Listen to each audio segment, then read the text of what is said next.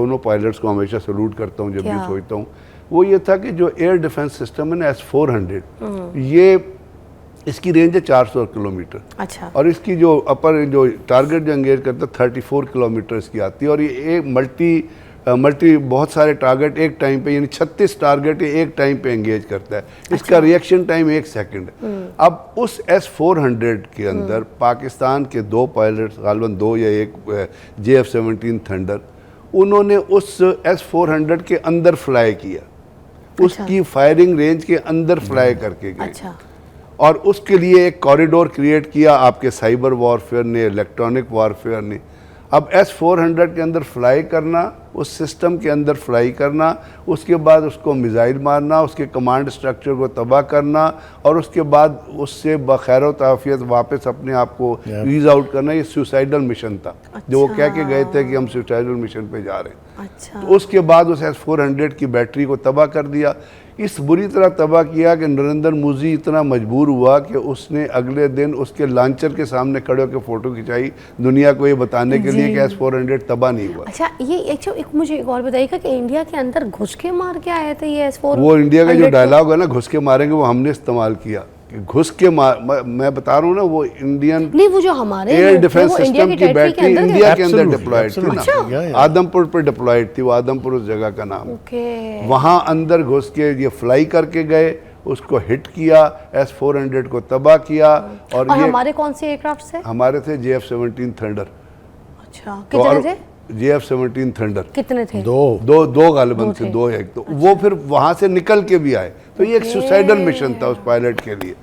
اب یہ جو چیزیں ہوئی ہیں اس میں آپ نے دیکھیا، پھر نگروٹا میں ان کی بہت بڑا ایک وہ اس پہ ڈیپینڈ کرتے تھے میزائل سسٹم کے اوپر، پاکستان نے اس میزائل سسٹم کو ہٹ کر کے اس کو فارغ کر دیا۔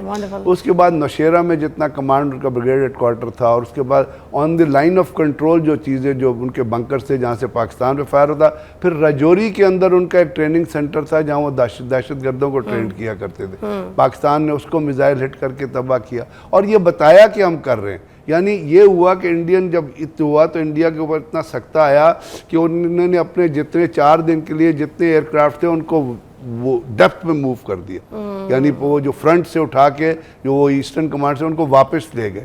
تو یہ تمام چیزیں جب آپ دیکھیے، اب ان تمام چیزوں پہ اگر غور کریں گی تو آپ کو یہ لگے گا کہ ایئر میں بھی آپریشن ہو رہا تھا، گراؤنڈ پہ بھی آپریشن ہو رہا تھا، سویلین میں بیٹھے ہوئے تالیاں بجا رہے تھے، ہمارے باقی لوگ جو ہیں وہ لاہور میں یہاں پہ اپنا جا کے وہ ڈرونز کے ٹکڑے جمع کر رہے تھے، کھیل رہے تھے، وہ کہتے ہیں میں نے یہ لے کے جانا ہے، میں نے، یعنی پوری قوم ایک جگہ پہ جیلن ہوئی تھی۔ کیا بات ہے! اس لیے کہ ہم نے اس سے پہلے تیاری اس طرح کی تھی کہ ہم نے، ہمارے ایئر فورس نے ایک بہت بڑا اسپیس کمانڈ سینٹر بنایا، اس کے ساتھ ایک نیکسٹ اسٹیپ بنایا۔ ایک چھوٹی سی بریک درکار ہے، مزہ تو اتنا آ رہا ہے یہ ساری چیزیں، آئی ہوپ آپ یہ ساری قصے کہانیاں، یہ جو ساری ہماری ایک محنت ہے، میں کہوں گی کہ ایک جو ہماری جس وجہ سے ہم پہچانے جا رہے ہیں، اور ہمارا ایک رتبہ جو ہے نا، مجھے لگتا ہے کہ بہت زیادہ بلند، منیر صاحب جو ہیں ان کی قیادت کو آپ کس طریقے سے ایویلیویٹ کرتے ہیں؟ دیکھیے بریگیڈ صاحب نے میرے خیال ہے جتنا کچھ بتایا ہے اس سے یہ نتیجہ تو اخذ کیا جا سکتا ہے کہ پاکستان ڈیڈ سو ویل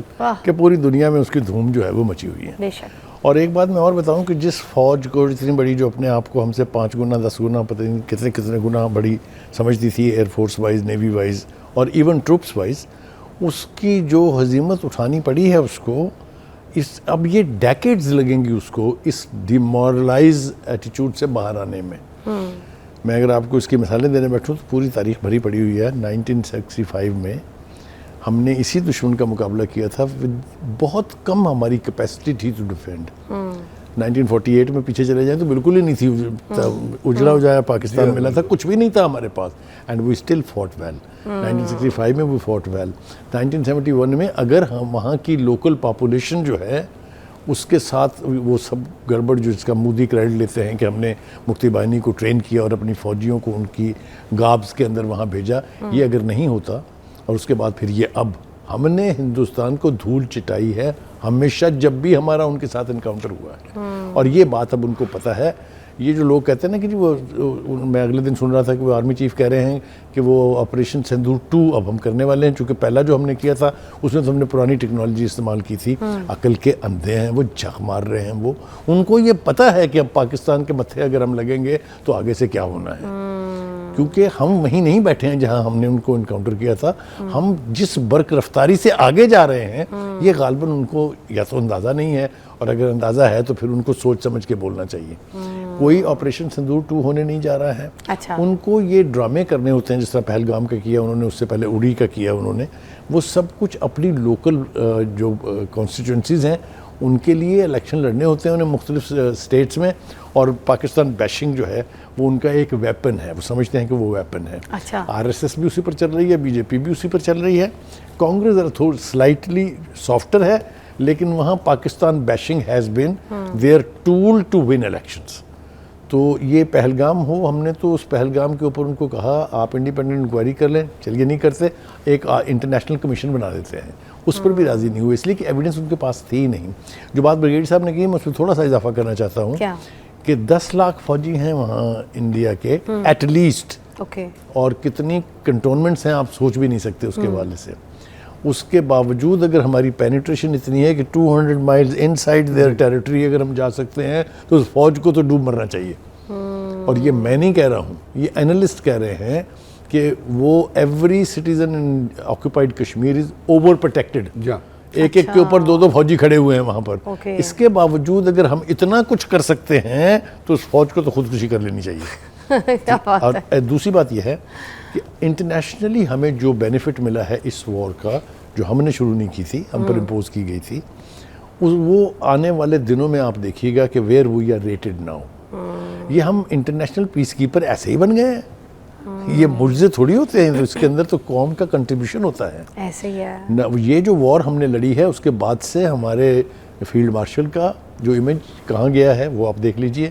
اور ہم نہیں کہہ رہے ہیں، یہ سیلف کلیم نہیں ہے، یہ ISPR کی پریس ریلیز نہیں ہے، یہ دنیا کی پوری لیڈرشپ، چاہے وہ ہیڈ آف اسٹیٹ ہے چاہے وہ ہیڈ آف گورنمنٹ ہے، they are acknowledging the skill of the field marshal and the way he foot.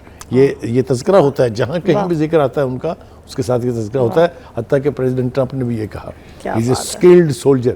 تو کہنے کا مطلب یہ ہے کہ یہ ریکگنیشن جو ہمیں ملی ہے اور جس نے ہمارا رول اتنا انہینس کیا ہے کہ اب ہم ورلڈ ارینا میں وہ جگہ جو ہندوستان سمجھتا تھا کہ شاید اس کی ہے اور پاکستان کو کبھی بھی نہیں تھی، مطلب کبھی بھی نہیں تھی. میں وہی عرض کرنے لگا ہوں، وہ جو سمجھتا تھا کہ ان کی ہے وہ اللہ نے ہم کو اب بخش دی کہہ دیجئے، یا اللہ نے موقع دیا ہے تو ہم ہیں.